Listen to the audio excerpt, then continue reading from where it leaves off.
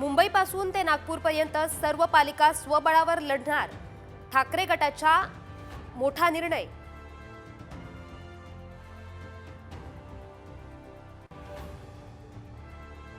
सत्तेत आल्यानंतर राष्ट्रवादीच्या नेत्यांना शेतकरी कर्जमाफीचा विसर।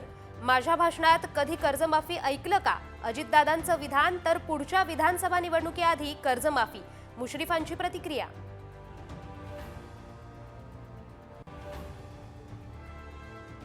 सरपंच संतोष देशमुख हत्येच्या निषेधार्थ आज धाराशिवमध्ये मोर्चा।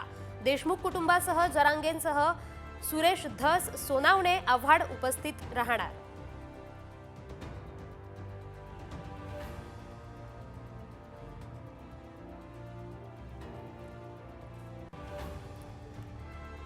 गोकुळच्या म्हैस दूध खरेदी दरात वाढ। दूध उत्पादकांसाठी खुश खबर।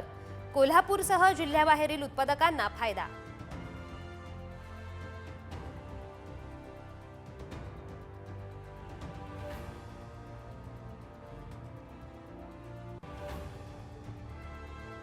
राज्यात थंडीचा जोर। नंदुरबारमध्ये 8 अंश सेल्सिअस तापमान, तर संभाजीनगर, परभणी, जळगावात पारा 10 अंशांच्या खाली।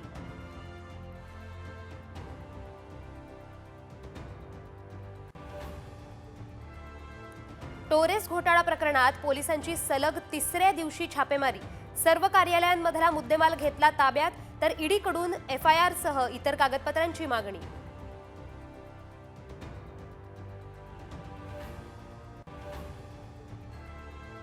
कुणीही जखमी झालेलं नाही। मालवण पुतळा दुर्घटना प्रकरणी हायकोर्टाचं निरीक्षण।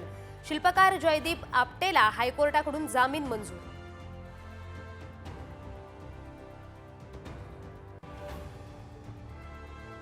पूजा खेडकरच्या अटकपूर्व जामिनावर 15 जानेवारीला सुनावणी। सुप्रीम कोर्टानं अर्ज फेटाळल्यास अटक अटळ। आमच्या परवानगीशिवाय आरेतील झाडं तोडू नका। सुप्रीम कोर्टाचा मुंबई महापालिकेच्या वृक्ष प्राधिकरणाला आदेश।